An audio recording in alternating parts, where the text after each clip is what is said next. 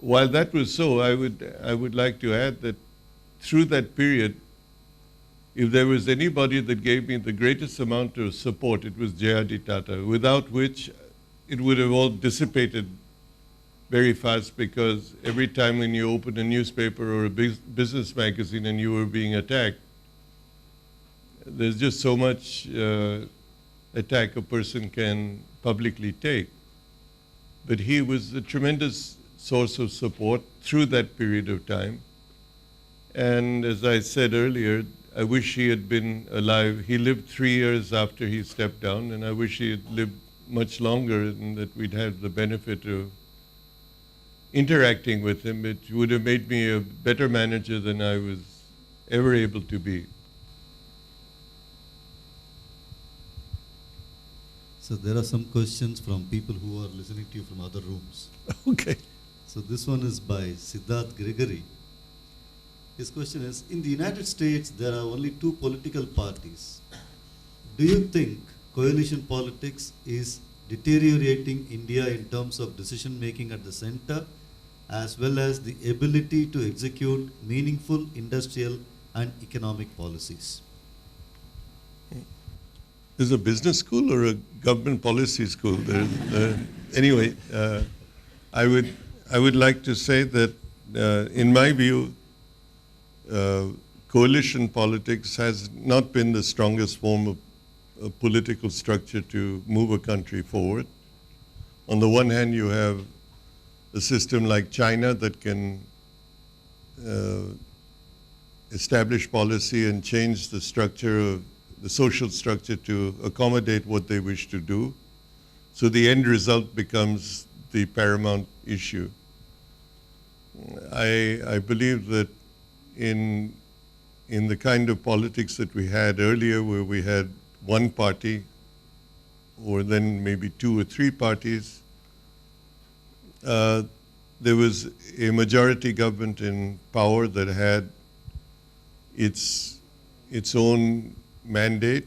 It may have been socialist for a period of time, it may have been the Soviet model, but there was a direction.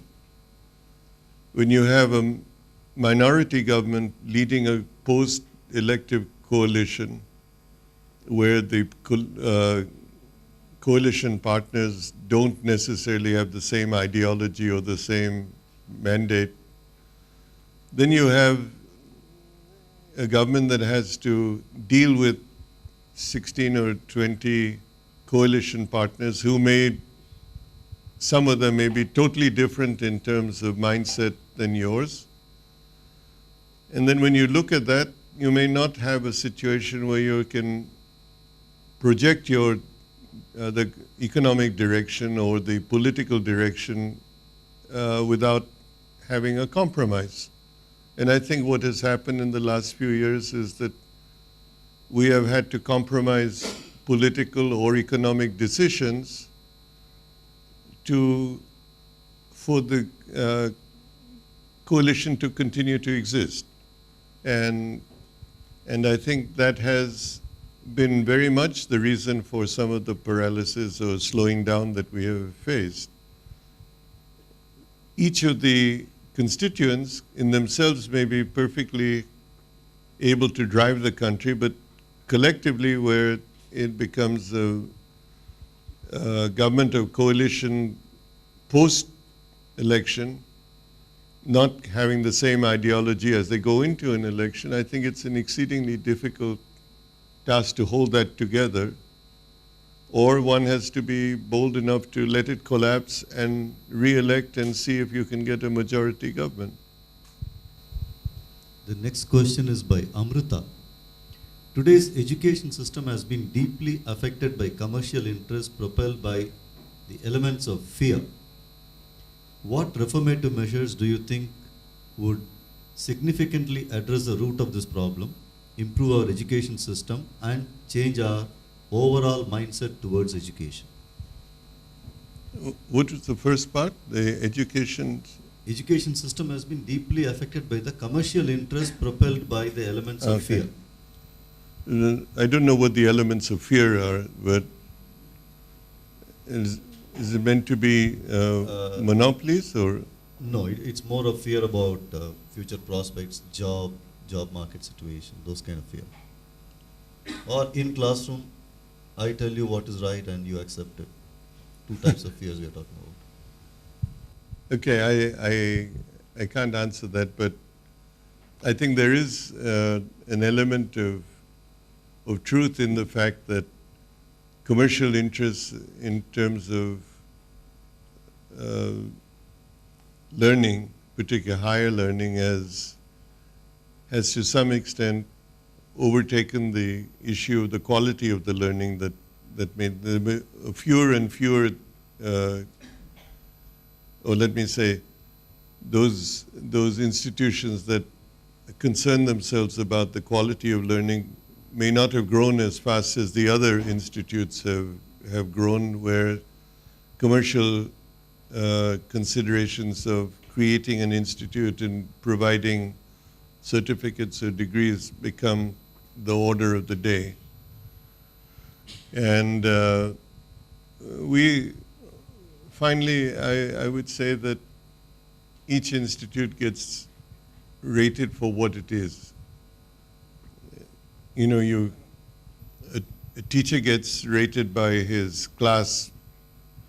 That the institution may feel that the teacher is a great teacher because he toes a line, but the class has virtually fired that teacher or embraced another teacher whom they respect.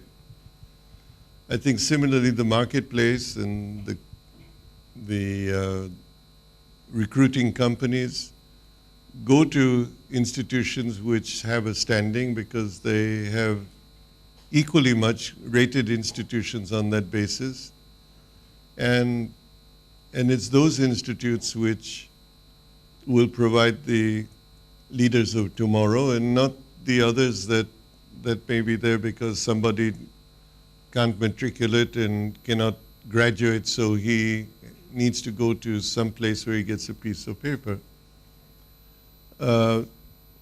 Eventually, we're hurting India in reducing our standards of admission and reducing our standards of education. I think it's the one most important issue that every parent wants to give his or her child the best education that can be, and anybody that feels that's unimportant is doing terrible damage to their children.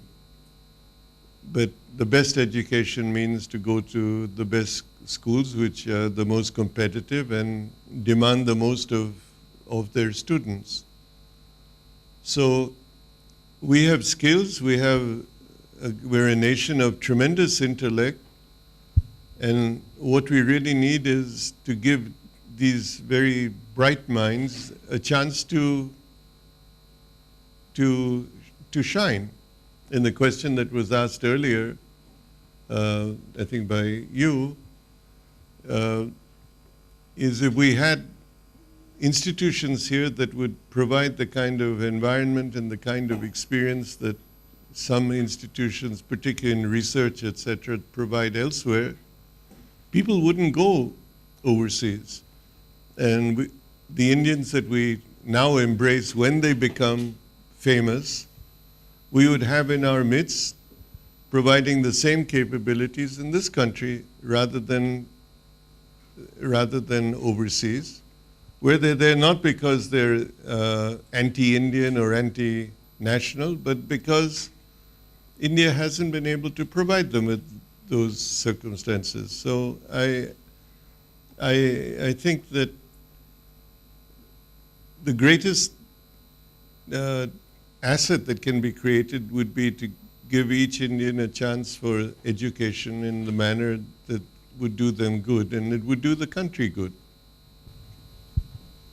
The last question is, if I can put it lightly, a question out of sheer shock by many of us when we read that you said Tata Nano you were cited actually as a mistake. I didn't say that. That's what the press reported. Actually. No.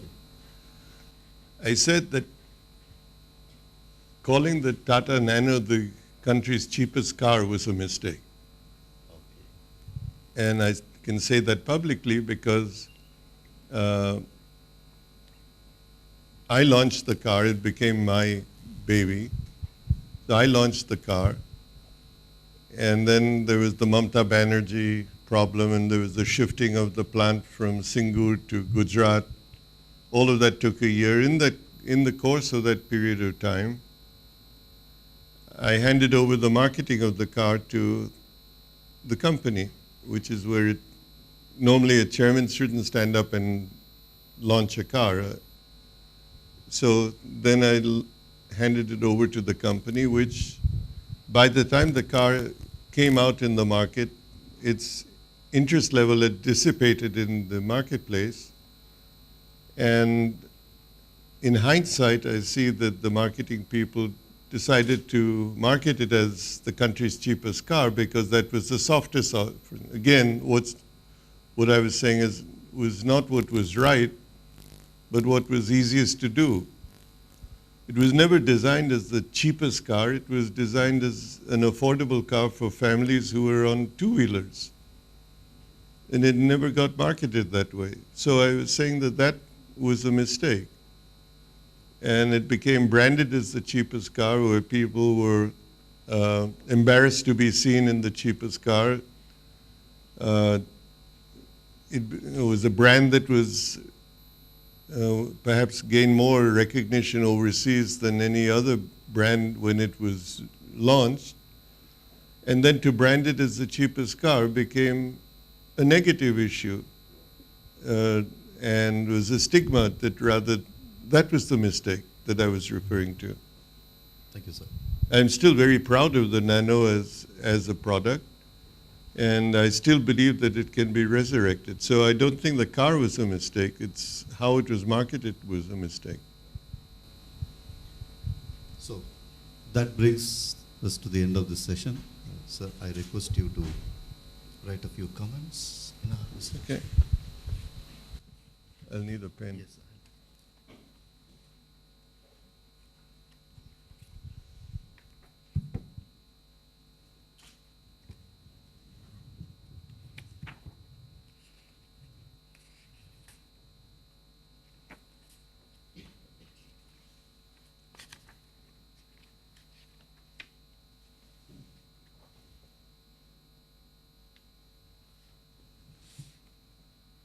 It is today the 10th. 10th of February.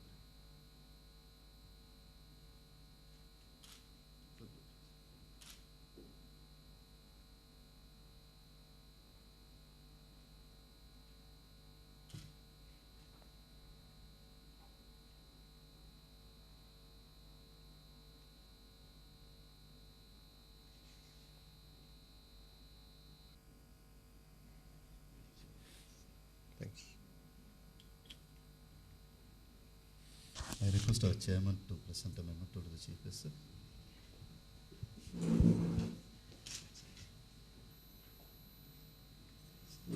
Thank you. Thank you very much.